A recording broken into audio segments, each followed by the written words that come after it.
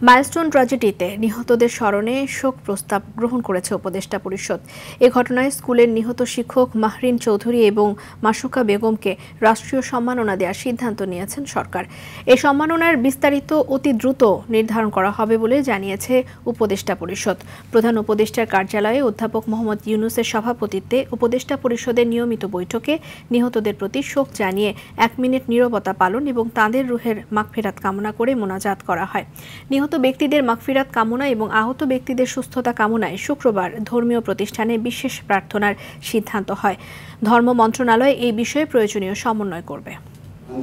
বিমান দুর্ঘটনাকালে দুজন শিক্ষিকা তারা অসামান্য আত্মত্যাগের পরিচয় দিয়ে স্কুলের সন্তানদেরকে রক্ষা করার চেষ্টা করেছেন। ওনাদেরকে উপযুক্ত রাষ্ট্রীয় সম্মাননা প্রদান করা হবে। এক্স্যাক্টলি কি করা হবে সেটা আমরা খুব দ্রুত সিদ্ধান্ত নিব। সব ধরনের সরকারি সহায়তা দেওয়া হবে এবং এই ব্যাপারে করণীয় বিষয়ে শিক্ষা মন্ত্রণালয় সংশ্লিষ্ট যে স্কুল আছে মাইলস্টোন স্কুল তাদের সাথে কথা বলে এটা ডিটেইলটা নির্ধারণ করবে।